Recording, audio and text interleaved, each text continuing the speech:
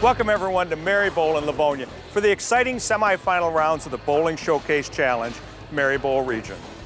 I'm your host, Mark Martin, and thanks for continuing to join us for this very exciting competition. To start, I'd like to thank Merri Bowl, our host center.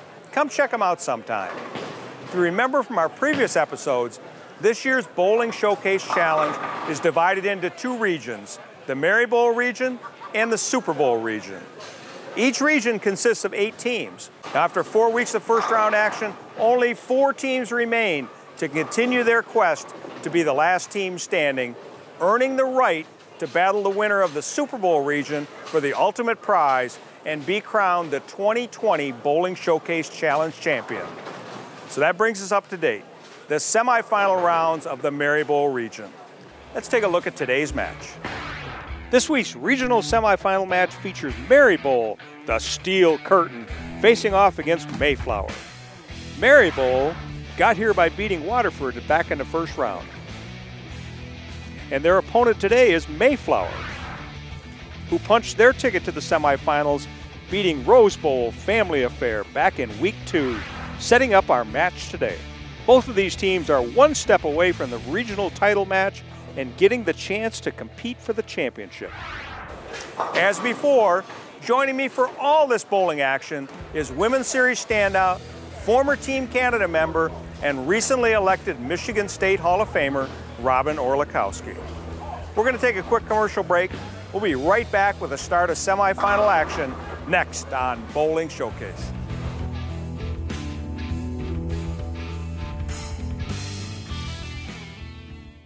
The Michigan State USBC provides tournament competition and recognition for men, women, and youth bowlers in Michigan. The adult championship events for this season include the Open Championship, starting in January at Merri Bowl in Livonia and Westland Bowl in Westland, and the Women's Championship, starting in February at Northway Lanes and Sherman Bowling Center in Muskegon. Visit MichiganStateUSBC.com for entry blanks and more information on the Michigan State USBC.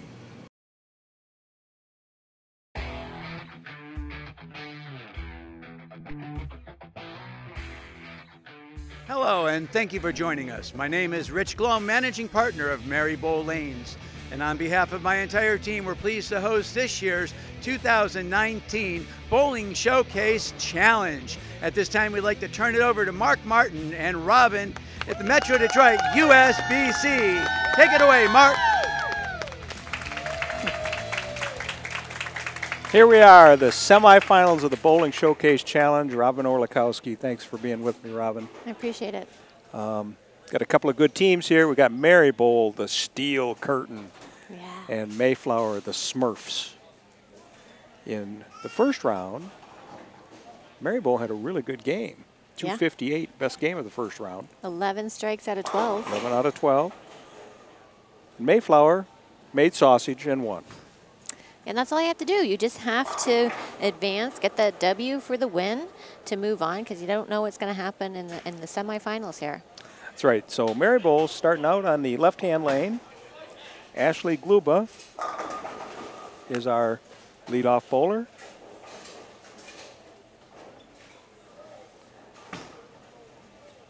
First time around, Ashley led off that first game with a strike, and then she had that unfortunate foul in the 6th frame. But they overcame that by just continuing to strike. Ashley's high average 217. Nice and solid at the line there. That was a great shot. Good shot. She's focused. She is, boom, ready to bring it. So Tiffany Stout, naughty girl, is up on lane 5 now here at Merri Bowl Lanes. Go ahead. I was just saying she's a mother of 3, and she says she has 1 spoiled grandson. I think all grandchildren are typically spoiled, aren't they? That's what grandparents' jobs are. Yeah. Nice shot off of her hand as well. Leaves a 10 pin. A little flat, leaving the 10. But it's a good way to start. It is. Now she's changing balls. She's going to go to her spare ball. She's switching out her thumb for consistency. Stand left, throw right, go straight at it. She says that she's the youngest of 9 siblings, and of course she's the smartest. Ouch. Oh, Ouch. darn.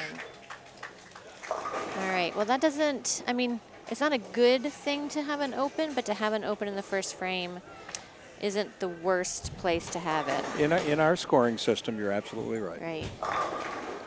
So Sheila McIntyre, who did not bowl in round 1, she was the extra bowler, is now coming up for the Merri Bowl team, the Steel Curtain team.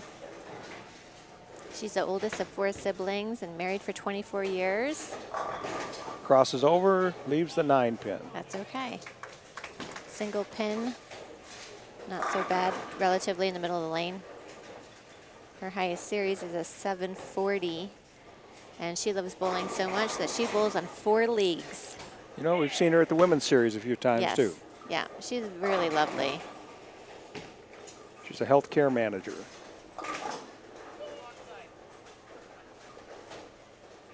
She really, really wants to get her first 300 game. Oh. Hooked right past that one.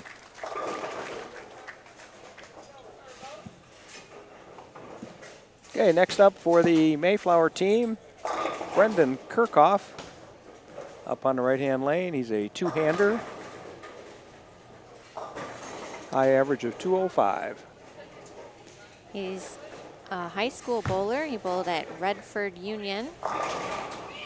Graduate. Leaves the 9-pin. Plans on bowling nationals next season. Very good. That will be an experience for him. Yeah, I mean, anytime that you can bowl nationals, it's just walking out, and it's such a cool, like, chilling experience for your first time. It is. And even for your 42nd time, Yeah. like is going to be mine this year. Yeah. Oh, awesome. All consecutive? Yes. Wow. That's awesome. Since 1979. Well, the year I was born. So Brandon Fender now up for the Merri Bowl team on lane 4.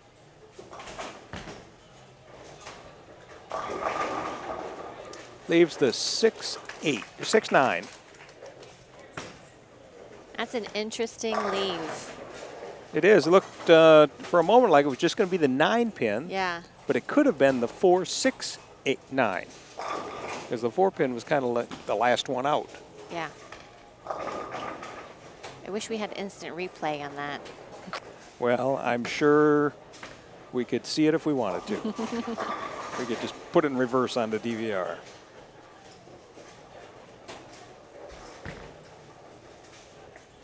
Good cover by Brandon.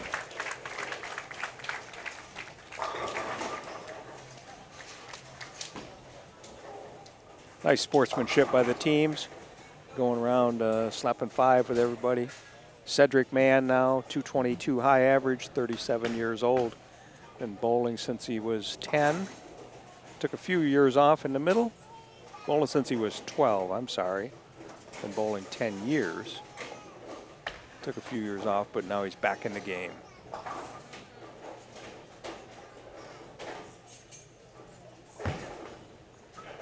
Good shot. Yes. And a nice strike by Cedric. He's got 2 children. One's 10, one's 12, and he said they are his world.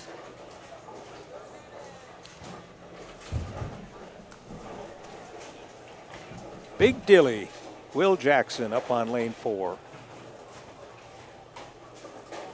He's got a high game of 296 and a high series of 776. He's really hoping one day to be sponsored by Storm and to get those elusive 800, 300 titles to his name. And a strike for Will. Great shot. There's a 1-pin differential in this game.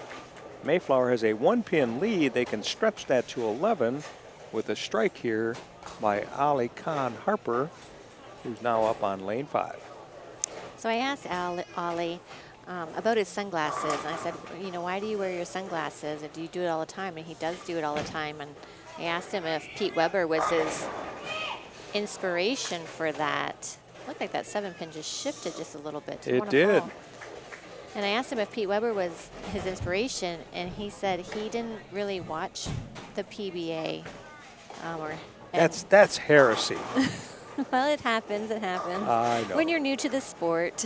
I agree. But he said that it wasn't because of Pete Weber. It's just it helps with the glare, and it's just been his thing. James Holly Jr. up on the left-hand lane. High average of 242, 28 300 games, and 11 800 series. Merri Bowl working on a strike. He's been married for 20 years, and he's a proud father of 3 girls and 1 son. And he also has a beautiful granddaughter that he's very happy about. Merri Bowl now has a 9-pin lead with that strike by James Holly. Shooter, as he's like to be called. And Denard Calmise now up for the Mayflower Lanes team on the right-hand lane. Now, if you didn't watch the previous telecast, you wouldn't know why his nickname is Rev Rate. But once you see him throw the ball here, you will figure it out instantly. As soon as the ball hits the lane, you'll know it. Yeah. He likes to be the life of the party. And I could tell by talking to him, he's a very energetic, outgoing person. Ooh. Yeah, off of his hand, he knew that that went left. Yep, left a 3-6-10. Checked up a little bit on him. Yeah.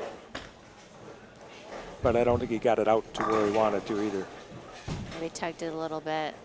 Yeah. Yeah, he knew as soon as he let it go that it was in the wrong spot. Right.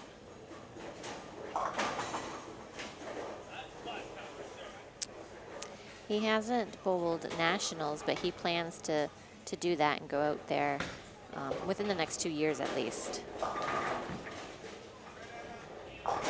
And a good cover. That away. So the first half of the first semifinal match is in the books. Merri Bowl has a 12-pin lead over the Mayflower team. Anything can happen. Both teams have one open frame. Right. Merri Bowl does have a double. So what do you expect out of the Mayflower team to try to chip into this lead? I think they're just, just going to try to plug away and worry about themselves and just keep it within their own game.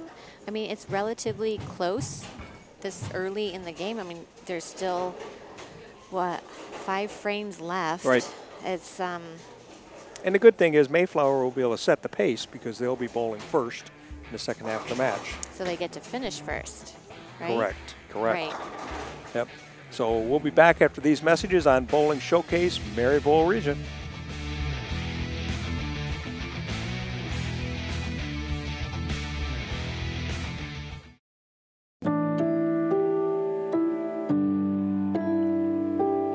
Won a lot of professional tournaments. We won a lot of tournaments worldwide. I mean, we won more in the last 10 years worldwide than any company. We make good bowling balls, and good players use our bowling balls because they can win with them.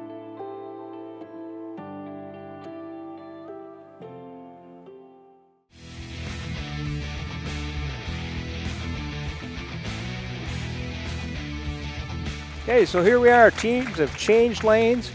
Mayflower is now up on the left-hand lane. They've got a deficit of 12 pins.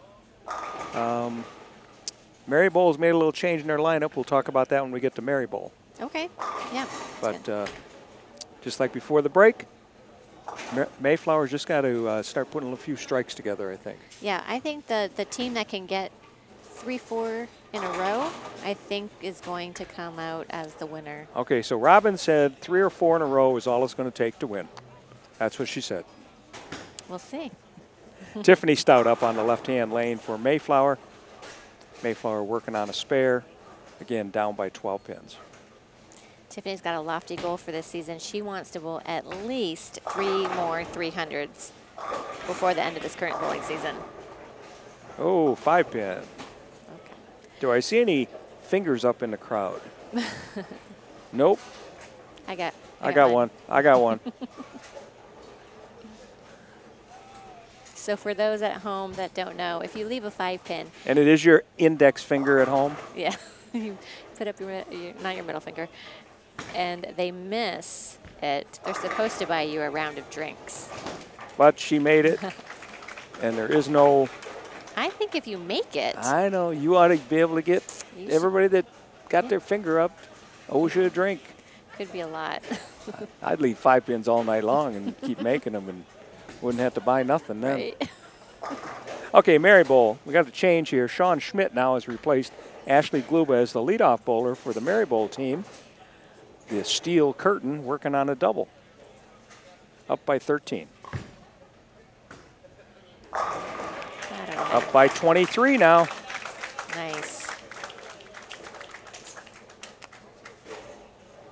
So Merri Bowl, the home team, has got a 23-pin lead through 6 frames. Brendan Kirchhoff coming up for the Mayflower team on the left-hand lane, or as they like to be called, the Smurfs. 14. I liked the Smurfs growing up. Is that because of the color of their shirt? I think so. Oh, no.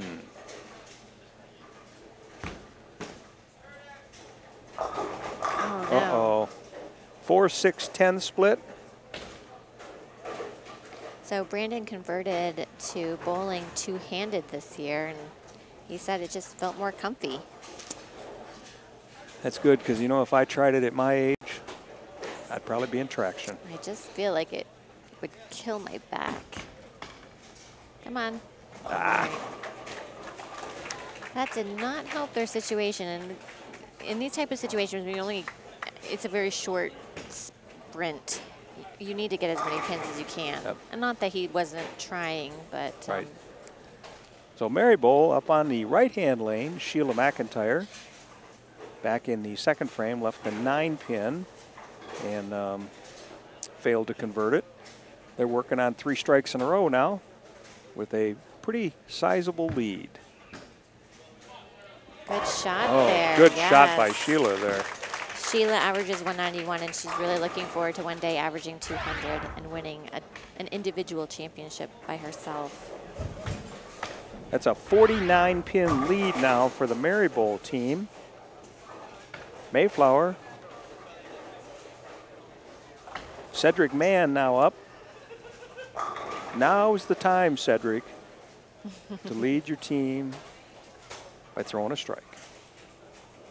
High average 222 with his very short, compact approach. Oh, I think he changed balls.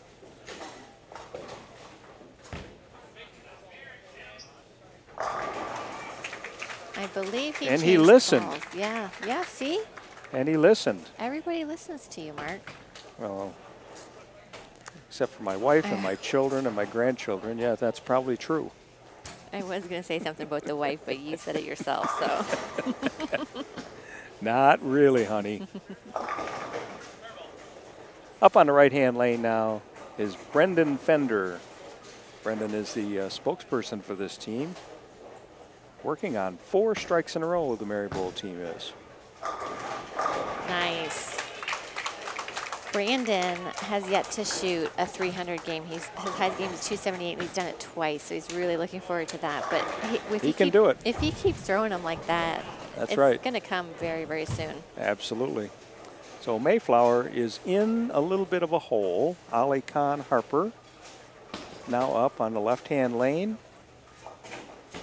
I asked him why does he like bowling, and he says it's the team camaraderie, the competitiveness.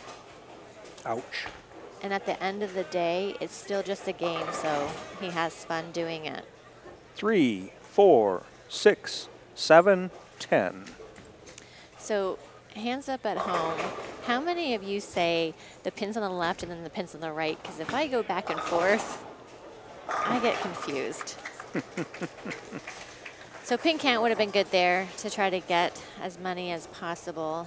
But with Merri Bowl's commanding lead, I'm not sure it really makes a difference at this point anyways. It doesn't make a difference at this point. Merri Bowl working on 5 strikes in a row.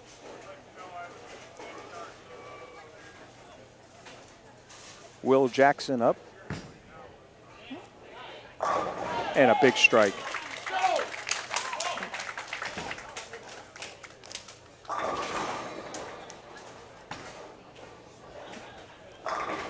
All right, just play out the string here, Denard Calmes. Looking for 3 strikes from you to make it look really good on your video resume. Yeah. Now he went high on his last shot on lane 5 on the right lane. He did. He left the 3-6-10, but he covered it. So we'll see if he makes a slight adjustment, moving left, or at least getting the ball further to the right. We really saw Cedric Mann make that adjustment, went to the left with a little bit different ball. Yeah. So we'll see what Denard does right here.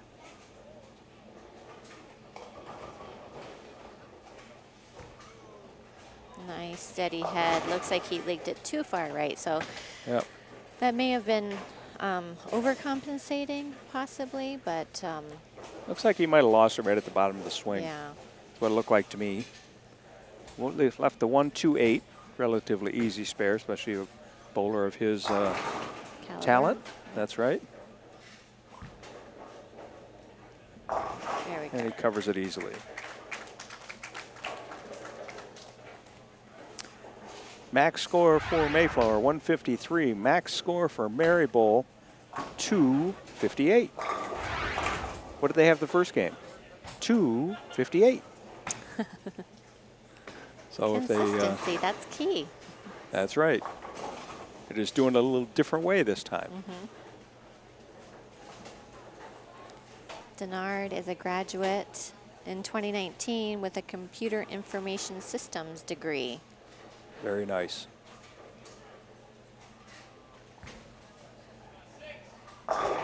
Oh. There he goes. That goes on your video resume, Denard. Still didn't really like it that much, but it tripped, so that's good. No, but he, yeah, I love the camaraderie. Like That's right. all shaking hands and having a good time. blowing kisses at each other. Having a good time, though. That's the important thing. So now we've got James Holly Jr. up to finish out the string for Merri Bowl. High average 242. Merri Bowl is his home house. Nickname Shooter. Working on lane 5 here. Working on 6 in a row for the Merri Bowl Steel Curtain team.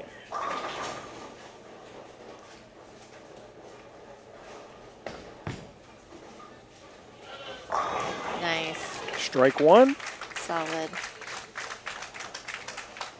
I asked James who got him started into the game of bowling, and it was his father. He appreciates that. Very nice. Very, very nice. One day he'd love to win a PBA title. I just started bowling in PBA events, so. Well, you got to bowl in them to win them. That's true. You got to do it. Just like you got to play the lotto to win the lotto. That's true. Nice. Strike 2.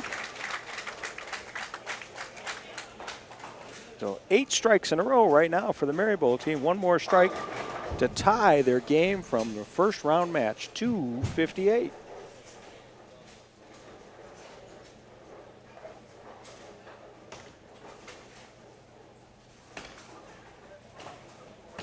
James has 28 300 games and 11 800 series. It's great.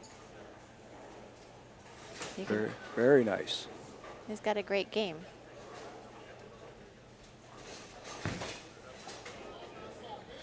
Nice. Strike 3, you're out of there. Wow. With a 258. 258 to 153. Home team Merri Bowl overcomes the Smurfs, demolishes the Smurfs of Mayflower here in the semifinal round. Crazy. Awesome. They did it. I mean, they're on fire. 250, 250. Man, they're amazing. Yeah. Okay, we'll be back after these messages. We'll talk to the winning team about their dominating performance here on Bowling Showcase.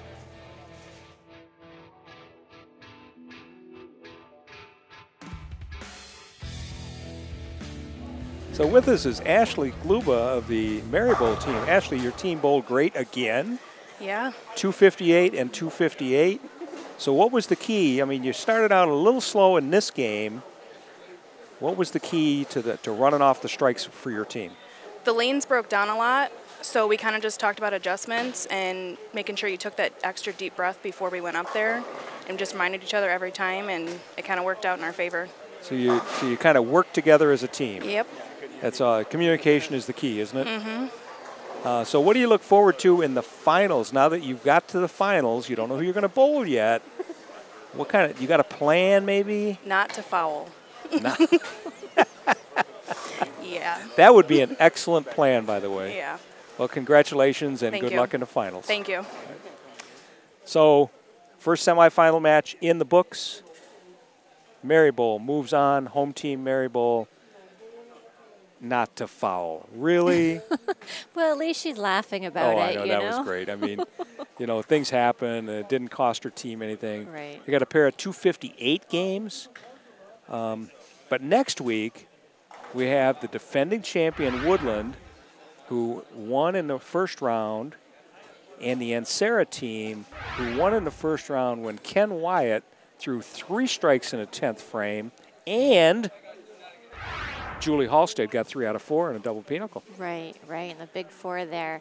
It's going to be really interesting because we're really narrowing it down to some really strong teams. So I expect this next match to be like tight. Absolutely, absolutely. And so we'll see you next week on Bowling Showcase, the second match of the semifinals. Defending champion Woodland Lanes against Team Ansara, Red Robin.